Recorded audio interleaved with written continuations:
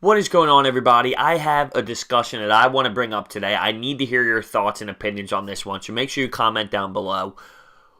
What do the Sixers do if we don't nail a free agent this offseason? What do we do if we do not get LeBron, Kawhi Leonard, which we would have to trade for, or Paul George, which I can't imagine him not going to LA after all the reports that I see? So what do? We need to essentially find a way, because even Brett Brown mentioned after the season, we need a big-time player. We need that extra piece to really put this team over the edge. Are we going to find that at number 10 with the draft pick? Are we going to find somebody that is actually going to change this team that much? Or are we going to have to hope that Ben Simmons finds a way to learn how to shoot and Markelle Fultz find a way to find his shot and get out of his struggle as well? I'm not ready to give up on Markelle Fultz. I think he still has a wide variety of positives to bring to this team. He missed so much of the season. He played very limited minutes down that late stretch where one of them he had a triple-double as the youngest player ever to do it in NBA history.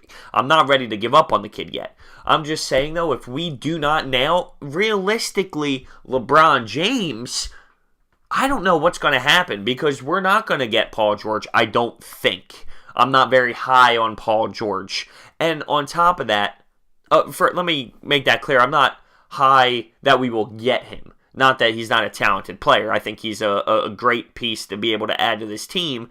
He's not LeBron or anything, but he's not bad to add. I just don't think that he will personally come to Philadelphia over going to LA, which is all the reports that I hear. With Kawhi, it just depends on what kind of assets we're going to give up. I don't think San Antonio is going to let this kid walk anyway, regardless. But if we're giving up the house and more for Kawhi Leonard, I don't know if I want to do that. I might want to stick through the trust the process phase and trust this. So when I think about it, it really does come down to LeBron. And I'm afraid that there's not a high enough chance for me really to just be all in about it. Because there's a high chance he doesn't come as well. There's like a decent chance that he's thinking about it, but there's a good percentage of him that probably says that there's other options out there as well. So I can't imagine him 100% being on board. I have to look around and see what else is available for this team.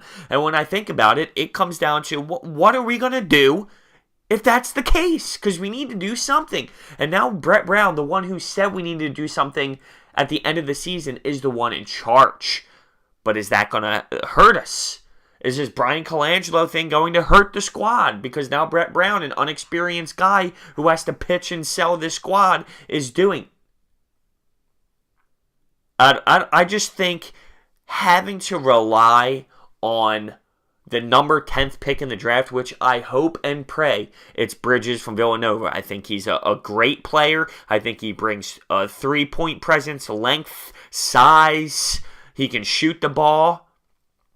I think he brings that kind of presence to the squad, but is that going to take us to the next level? What's going to take us, the 76ers, up a notch to, okay, we won this amount of games next year, we want to win 7 more and go to what round? To the NBA Finals. Is that a realistic possibility? What will make you guys happy? Are we talking, okay, we made it, past the first round and lost in the second? Will we be happy with the Eastern Conference Finals round and lose? Or are we NBA Finals or bust? Where are we with this team? I think we had such a big jump that it's hard to not think that this team could make it and be a second seed in this Eastern Conference if they find a way to really boost up this roster to the point that we need to. But I don't think that happens unless we find a real free agent. Ben Simmons would have to blow my mind and be night and day from his shooting ability last year, because it was a problem to the point where teams actually shut the whole squad down because they shut Ben Simmons down. And that's an issue. I'm just afraid if we don't nail a free agent, we're not going to be at that next level. And I feel like that's realistic. I would have to expect way too much out of a first-round, 10th overall draft pick. And I do expect a lot out of Ben Simmons this offseason. I just don't know if one offseason is going to be the difference in what I need from him all around as a basketball player. It's going to take more than one offseason. And Fultz, I expect to see a bigger role out of him. I expect him to see a little bit more confidence. He's still raw, young as hell, but same as Ben Simmons. I don't know if one offseason is going to be that jump we need to take us from where we were last year to the actual NBA championship. I'm not saying winning and beating the Warriors, but I'm saying coming out of the Eastern Conference. So I want to know what you guys think. What do you think if we don't land a top free agent? What is going to happen to this squad? It's reasonable because it's a possibility. So it has to be brought up.